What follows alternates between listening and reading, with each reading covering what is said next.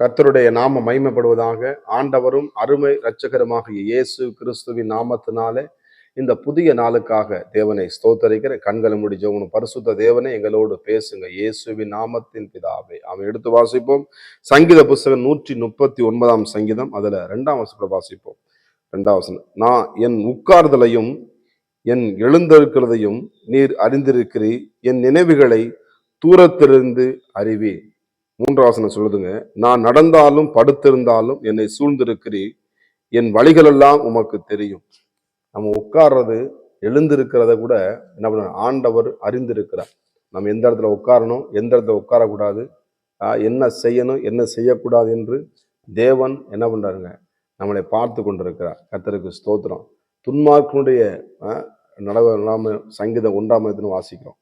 இந்த இடத்துல எழுதப்பட்டிருக்கிறது, நம்ம உட்கார இருக்க எழுந்திருக்கிறதையும் நம்மள.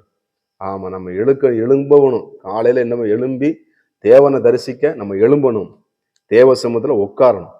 நம்ம எங்கெங்கே உட்கார்றோம், என்னென்னமோ காரியங்களை பேச உட்கார்றோம். ஆனா வேதாகமத்தை படிக்கிறதுக்கு என்ன பண்ண மாட்டோம், உட்காருவோம். அப்படியே உட்காந்து படிச்சு அப்படியே 2 வசனம் 3 வசனம் படிச்சு அப்படியே போயிடுவோம். இல்லைங்க, தேவனுடைய சமூகத்துல நம்ம உட்காரும் பொழுது, நீங்கள் அமர்ந்திருந்து நானே தேவன் என்று அறிந்து கொள்ளுங்கள் என்று எழுதப்பட்டிருக்கிறது.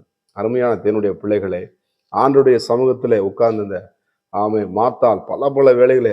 மரியாளோ தேவனுடைய சமூகத்துல உட்கார்ந்தான், தேவனுடைய பாதத்துல உட்கார்ந்தா நல்ல பங்கை பெற்றுக்கொண்டான். இந்த காலை வேலையில கூட நம்மளுக்கு எத்தனையோ அலுவலகங்கள் வேலை இருந்தாலும், எத்தனையோ பணிகள் இருந்தாலும், நம்ம தேவ சமூகத்திலே உட்காருகிறவர்களாக காணப்பட வேண்டும். தேவனுடைய வார்த்தையை உட்கார்ந்து படிக்கிறவர்களாக நம்ம காணப்பட வேண்டும். குடும்பத்தை உட்கார்ந்து கவனிக்கிறவர்களாக நம்ம காணப்படணும். எனக்கு அருமையான தேவர்களே, எழுந்திருக்கிறதையும் ஆமே, கர்த்தருக்கு ஸ்தோத்திரம். எழும்பு சீயோனை, எழும்பு வல்லமையை தரித்து நம்மளை எழுப்புகிற தேவன். காலை தோறும் என்ன பண்ணாரு, எழுப்புகிறார். ஆமா, அம்மா அப்பா எழுப்புவாங்க, எல்லாரும் எழுப்புவாங்க. ஆனா மறுபடியும் என்ன பண்ணுவான், போர்வைப்பட்டு தூங்குவோம். நம்ம தூங்குறது நேரம் இல்லை, எழுந்து ஆமே போரடி என்று எழுதப்பட்டிருக்கிறது. இது தூங்குற தூக்கத்துக்கு நம்ம என்ன பண்ணக்கூடாது, ரொம்ப முக்கியத்துவம் கொடுக்கக்கூடாது.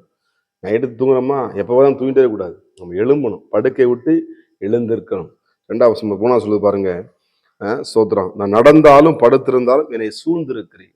இன்னைக்கு எத்தனை பிரச்சனைகளோ எந்த போராட்டம் சூழ்ந்தாலும் தேவன் நம்மளை சூழ்ந்திருக்கிறார் என்ற நம்பிக்கை உங்களுக்கு இருக்கணும். எந்த பிரச்சனையும் எந்த போராட்டம் உங்களை என்ன சூழ்ந்தாலும் அது உங்களை அணுகாது. உங்களை சூழ்ந்திருக்கிறது யாருன்னா, வானத்தையும் பூமியையும் உண்டாக்கின சர்வ வல்லமையுள்ள தேவனாக கேட்ட உங்களை சூழ்ந்திருக்கிறார். அது மாத்திரமல்ல, அழகாக சொல்லுங்க, என் வழிகள் எல்லாம் உமக்கு தெரியும். கர்த்தருக்கு மகிமை உண்டாது. நம்முடைய வழிகளை நிர்ணயம் பண்ணுகிற தேவன், நம்முடைய எதிர்காலத்தை ஆஸ்வதிக்கிற தேவனாகிய கர்த்தர், நம்ம என்ன செய்ய வேண்டும் என்று தீர்மானிக்கிற ஆண்டவர், நம்ம எங்கே எல்லாவற்றையும் ஆண்டவர் நிர்ணயம். நம்முடைய எதிர்காலம் அவருடைய கரத்தில் இருக்கிறது. நம்முடைய குடும்பத்து எதிர்காலம் தேவனுடைய கரத்தில் இருக்கு. நம்ம எதுவுமே பண்ணாது. தேவ சமுதிரம் விழுந்து, ஆண்டவர் நீங்க பார்த்து கொள்ளுங்க, யெகோவா ஈரே நீங்க பார்த்து கொள்ளுங்கள்னு சொல்லி ஜெபிக்கும் பொழுது அவர் நம்மளை சூழ்ந்திருக்கிறார், நம்மளை பாதுகாக்கிறவர், நம்மளை பராமரிக்கிறவர், நம்மளை வழிநடத்துகிறவர், நம்மளை காப்பாற்றுகிறவர், நம்மளை போஷிக்கிறவர், நம்மளை நித்தமும் நடத்துகிற தேவனாகிய கர்த்தர். இந்த நாள் முழுவதும் தேவனுடைய ஆவியானவர் நம்மளை நடத்த நம்ம விட்டு கொடுப்போம். நம்முடைய ஆவி ஆத்துமாவை சரீரத்தை ஏசப்பா நீங்க ஆளுகை செய்யப்பா அப்படின்னு சொல்லி விட்டு கொடுங்க. ஆண்டவர் உங்களுடைய சரீரத்தை ஆளுகை செய்வார், உங்கள் எண்ணங்களை ஆளுகை செய்வார், உங்கள் கண்களை ஆளுகை செய்வார்.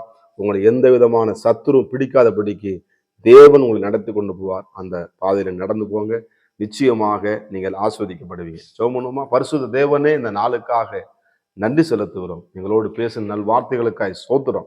எங்கள் உட்கார் எழுந்து அறிந்திருக்கிற தேவன் எங்களை சூழ்ந்திருப்பதற்காக ஸ்தோத்திரம். அப்பா, உடைய பிரசன்னம் உடைய பிள்ளைகளை சூழ்ந்திருக்கட்டும், உடைய வல்லமை உடைய பிள்ளைகளை சூழ்ந்திருக்கட்டும். எல்லா சத்துருவின் கிரிகளுக்கு விலக்கி பாதுகாத்துக் கொள்ளும். இயேசுவின் நாமத்தின் பிதாவே, ஆமே. God bless you. கர்த்தர் உங்களை ஆசீர்வதிப்பாராக.